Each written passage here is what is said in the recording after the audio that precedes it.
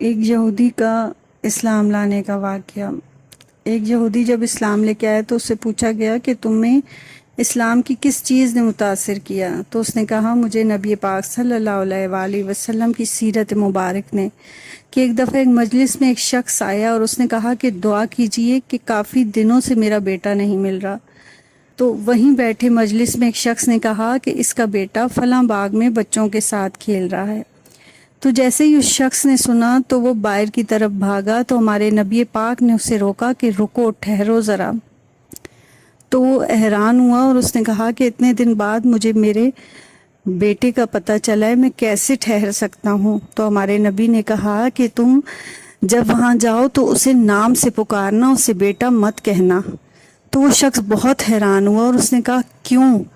تو ہمارے نبی نے کہا کہ تمہارے لہجے میں بلا کی محبت ہے اور بلا کی مٹھاس ہے، جب تم اسے بیٹا کہہ کر پکارو گے تو وہاں بہت سے یتیم بچے کھیل رہے ہوں گے اور وہ سوچیں گے کہ کاش ہمارا بھی باپ ہوتا۔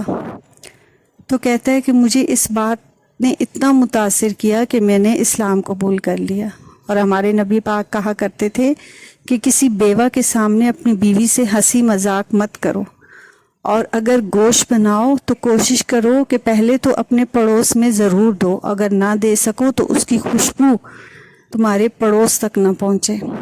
آج کل یہ دور آ گیا کہ ہم ایک گھر میں رہتے ہوئے ایک اپنے بچوں کے لیے چیز لے کے آتے ہیں تو دوسرے کمرے میں دوسرے بچوں کو پتہ بھی نہیں چلتا۔